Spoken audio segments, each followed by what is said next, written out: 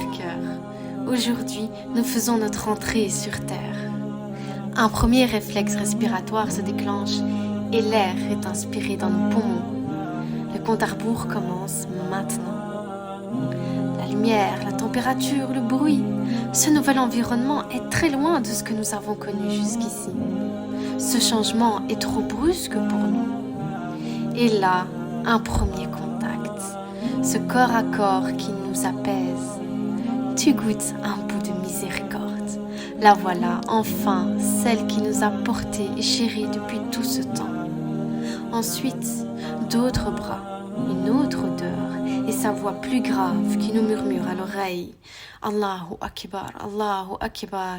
Ashhadu an la ilaha illallah wa ashhadu anna Muhammadan Rasulullah. Au-delà de l'amour que tu leur portes déjà, il y a aussi ce lien affectif que tu ressens. Tu connais ton premier attachement terrestre, celui dont les répercussions feront surface lorsque nous serons adultes. Mais détrompe-toi, il ne conditionnera pas notre vie, car il sera toujours possible d'évoluer vers un attachement sain. Surtout si nous faisons d'Allah celui qui répond mieux à nos besoins. Je te citerai comme exemple le prophète alayhi salatu wassalam, orphelin depuis sa tendre enfance et qui n'a jamais eu l'occasion de dire « Ya Abi » ou « Ya Ummi ». Mais comme l'ont dit certains savants, peut-être était-ce afin qu'il puisse mieux appeler « Ya Allah ». Durant notre vie, nous leur devrons obéissance et respect. Allah dit à leur propos dans le Coran « وَقَضَى رَبُّكَ أَلَّا تَعْبُدُوا إِلَّا إِيَّاهُ وَبِالْوَالِدَيْنِ إِحْسَانًا » Al-Ihsan, l'excellence, c'est un concept qui te sera bientôt familier. Il s'agit de faire de son mieux. Allah exige donc de nous que nous fassions de notre mieux lorsqu'il s'agira de nos parents. Cela signifie que si tu as le potentiel d'être bon, cher cœur, ou que tu as le potentiel d'être miséricordieux, d'avoir des paroles aimables, d'être charitable ou d'être courtois, eh bien, le meilleur de cette courtoisie, le meilleur de nos paroles, le meilleur de notre charité doit leur revenir. Ainsi, parmi toutes les bonnes caractéristiques que nous posséderons, c'est bien eux qui méritent les meilleures, les plus élevées d'entre elles. Et rappelle-toi toujours la parole du prophète alayhi salatu wassalam quand il dit « La satisfaction d'Allah est dans la satisfaction des parents ».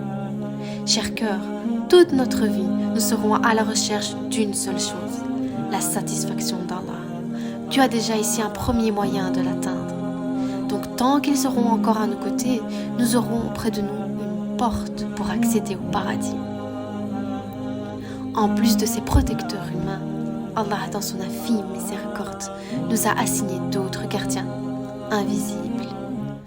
له معقبات من بين يديه ومن خلفه يحفظونه من أمر الله. Des anges gardiens qui nous suivront partout, de jour comme de nuit, dans les plus petits comme les plus grands instants de notre destin. Et pour chaque mal qui serait prêt à nous toucher, soit ils éloigneront cette menace de notre chemin, soit ils se tiendront à l'écart pour laisser ce qu'Allah avait décrété se produire. Tout ce qui est précieux mérite d'être protégé, n'est-ce pas? Imagines-tu alors notre valeur auprès de notre Seigneur? Nous sommes la création intentionnelle d'un Dieu parfait. Nous ne sommes pas le fruit du hasard.